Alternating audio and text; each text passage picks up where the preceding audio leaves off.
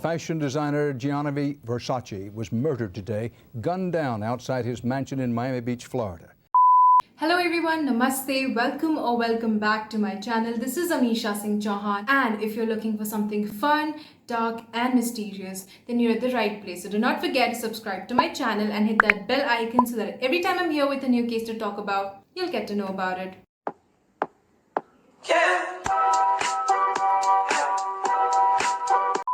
So today I'm going to talk about murder of a celebrity, and shockingly for some reason it's very less talked about. I'm talking about the murder of Gianni Versace. And yes, you're guessing it right. I'm talking about the very same Gianni Versace, the founder of world-renowned luxurious brand Versace. So what happened is that on 15th of July 1997, Gianni Versace took a walk on Ocean Drive to retrieve magazines and Italian newspaper from this local cafe called News Cafe, which was around like 3 to 4 blocks away from his Miami mansion called Casa Casarina. I hope I'm pronouncing this name right. So anyways, he takes this walk. Usually it's his assistant who would go to this cafe and get these newspapers and magazines. But that particular day, he chose to do it himself. Maybe it was because of the weather. But anyways, he retrieves this newspaper and the magazine and heads back home. Now he makes it to the home. He climbs a couple of steps there. He took out keys from his pocket, and before he could get himself inside, a man sneakingly got behind him and shot him twice, execution style, from point blank range with a .40 caliber Taurus PT 100. Subsequently, Gianni Versace was pronounced dead at 9:21 a.m. at Jackson's Memorial Hospital. The death was witnessed by his former UK senior stylist Dean Aslett, and at the time inside the mansion was present his longtime partner Antonio D'Amico.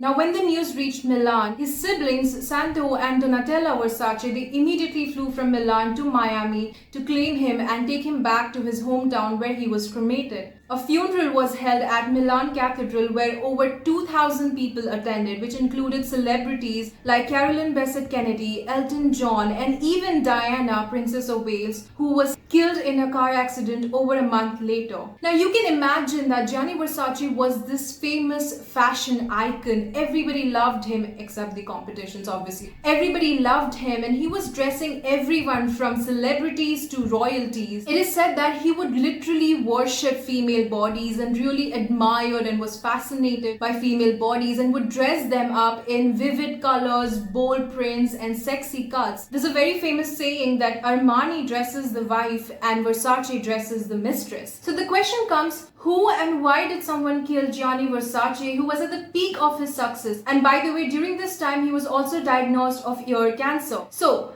on that particular day, on 15th of July 1997, this person who shot Gianni Versace twice flee the scene. Now, this all happened at the Ocean Drive, exact place where his mansion was. And Ocean Drive, if you don't know about, it's crowded. Like, it does not matter what time of the day it is, be it early in the morning like the murder took place, it was really crowded and people were there all the time. And that is exactly what Gianni Versace loved about this place, and that's why he chose to settle down there. Anyways, back to the story. So when this person who shot Gianni Versace flee the scene, one of the pedestrians out there actually saw him and started chasing this person. But unfortunately, he lost the sight of him, but he did see this person entering this parking garage. Now when the investigators got to know about this, they immediately went inside the parking garage, and that is where they found this stolen red truck which had stuffs that linked it to the person who murdered Versace. And this person was identified as Andrew Cunanan, who at the time was at the top 10 most wanted fugitives by the FBI. So let's rewind a little and find out who this Andrew Cunanan is and why and how did he end up being the top 10 most wanted fugitives by FBI, and why did he murder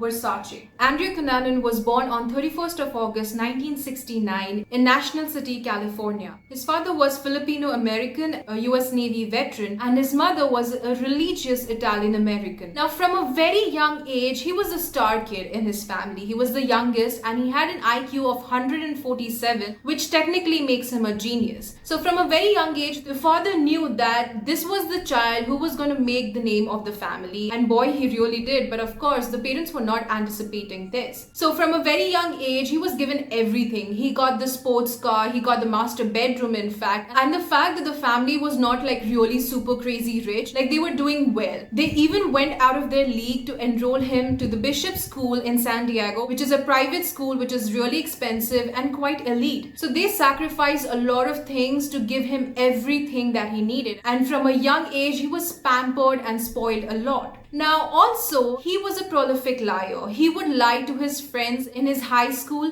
about his financial status in very particular. He would often give them this image that he came from Filipino royalty. Also, he loved attention. He would do anything to get noticed. Around this time, he also identified as gay. Now the thing with this is that we're not really sure how the family reacted to this, especially the mother. Now there is this one instance where the mother said that Andrew was actually a high-class homosexual prostitute. So not my words, it was his mother's words. So anyways, he would go to any lengths to be noticed. In fact, he was also voted as most likely to be remembered by his batchmates. They were right. Now, when he turned 19, around this time, his father not only left the family but also left the country so as to evade an arrest for embezzlement. He flew to Philippines. Now Andrew had really strong relations with his father, but then when he reached there, he just did not like the way his father was living. I mean, he was someone who wanted to live grand and he wanted to have everything very lavish and exquisite, and the father over there was definitely not matching his suit. So he flew back to America. Now he also started oftentimes visiting gay bars and restaurants and started interacting with the people in the community. Now, he is said to have had a lot of relationships with wealthy older men. Now, I don't know what kind of relationship they shared. Some say that it was a sugar baby, sugar daddy kind of a relationship. Some even say that he was a high-class gigolo. So, I don't know. Long story short, till his last breath, Andrew never got a job. He never earned even a penny. He was literally living with all the money that he was receiving from these older gay men that he was in partners with, and living this lavishly expensive life with the credit cards that they were providing him with. Now in late 96, after an older wealthy boyfriend cut him off, Cunanan started spiraling out of control. He lost everything. All he knew about his life was to live off from others' money. When he was younger, it was his parents, and as he grew older, it was his gay partners. Now he did not have one of these partners. He had crossed all the credit cards limits, so he lost everything, and he actually lost his sanity as well. And that is when he decided to take care of certain business with two of his friends in Minneapolis, and he bought a one-way ticket. That is exactly what he said to his friends, that he had to take care of some business. Now, one of these two friends was Jeff Trail, who is said to be his ex-best friend. So they were best friends for a very long time, but then some things went off and Jeff kind of took some distance from Andrew. Now, other friend was David Madsen, who according to Andrew was the love of his life. So they were dating for some time, but then things did not go well. I mean, David is said to be complete opposite of Andrew Cunanan. He was very ambitious and hardworking. So things did not really go well with them and they broke it off. And somehow, coincidentally, both of these people ended up being and living in the same city, as in Jeff Trail and David Madsen. And I guess something just did not go well about this entire scenario with Andrew Cunanan, and that is why he chose to deal with the situation, to take care of the business. Now, I don't know how exactly things proceeded. Well, not only just me, but nobody knows. There are a lot of assumptions and speculations. But somehow, Andrew Cunanan got hold of Jeff Trail's gun, the very same gun he used to eventually shoot Gianni Versace. And eventually, on 27th of April 1997, Andrew Cunanan invited Jeff at Madsen's apartment. Now, around 9 p.m., when Jeff finally made it to his apartment, they had an argument. And that argument ended up with Jeff being beaten brutally to death by Andrew Cunanan with a claw hammer. Eventually, Andrew rolled his body in a rug and hid it behind the sofa. Actually, he did not really hide it behind the sofa because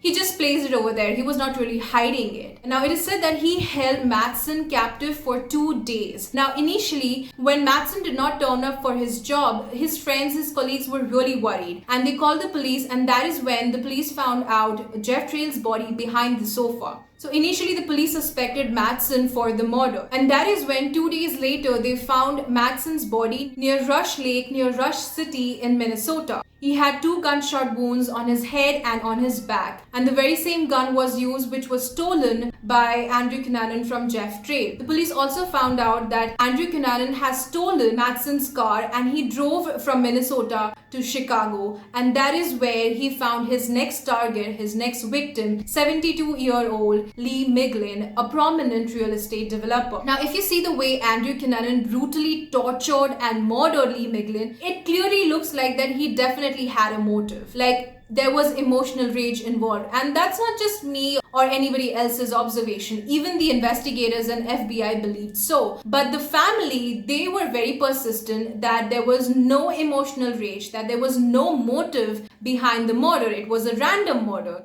Now, the investigators found Lee Miglin's body in the garage where both of his hands and his feet were duct taped. In fact, his head was covered as well. He was stabbed 20 times with a screwdriver and his throat was slit with a hacksaw. Another thing that the investigators noticed was that from his garage, one of his cars was missing. Now, this immediately broke the news. The FBI also got the information that the car had a phone. So they started tracking the phone. They started monitoring all the activities from that phone. And this got out on television news, and it was also covered on radios. Now, somehow, of course, Andrew Cunanan heard it. And as soon as he heard it, he knew that he did not have much of the time and the police would eventually be able to capture him. So as to stop them from doing that, he not only ripped off the car phone from the car and threw it away, but he also decided to get another car. And for that, he stopped at New Jersey at this particular cemetery called Finns Point National Cemetery. Now, over there, he shot 45-year-old cemetery caretaker William Rees. Now, unlike the other 3 murders, the FBI believed that over here there was no emotional rage or motive behind, except the motive that Andrew Cunanan desperately needed a car. So he stole the very same red truck that was eventually found in the parking garage across Versace's house. Now, after he stole the red truck and shot the caretaker, he drove from New Jersey to Miami. Now, over there, he was staying at this Normandy Plaza in Miami Beach, Florida. Now, over there, he was hiding in plain sight. I mean, he even went to a pawn shop where he pawned this particular item that he had stolen from Lee Miglin's house, and he used his entire name. Like, he used his identity, he used his passport and his thumbprint. He was not really hiding himself from anyone, which is very particular of a spree killer. Now, this news did not go to the police until after Versace's death. Now, after Versace's murder, until 8 days, they had no idea, they had no clue as to where Andrew Cunanan was. But they were pretty sure that he had not left the city, he had not left Miami. Now, that is when on 23rd of July, they received a phone call from this caretaker of a boathouse. Now, according to this caretaker, there was this man inside the boathouse with a gun. Now, the police immediately had this instinct that this man's gotta be Andrew Cunanan, and they immediately rushed to the site. But unfortunately, before investigators could get a hold of him, he used the very same gun that he used on his other victims to shoot himself, and he committed suicide. Now, with Andrew Cunanan's demise, the reason behind all these killings also went away. And even after 2 decades, we don't know why he killed Versace or why he murdered other people. Now, there are speculations, there are assumptions. Some believe that Versace and Cunanan, they were actually connected and they were linked somehow. Maybe they met backstage in one of his fashion shows. Now, some also believe that they were related intimately. I mean, both of them were gays.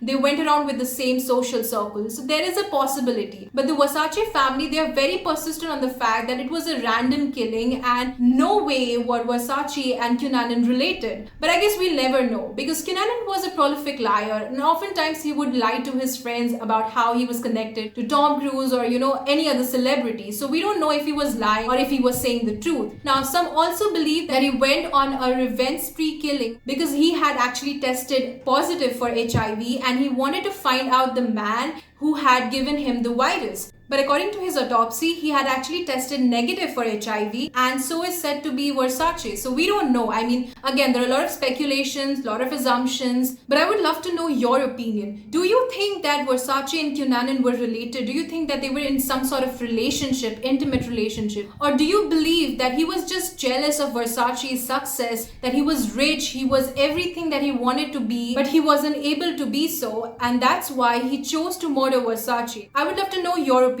so do make sure to put them in the comment section. Also, if you found this video informative, then do hit the like button and subscribe if you haven't. These are the things that really motivate me and push me to make more videos like these. And most importantly, please take care of yourself, and see you until next time. Bye bye.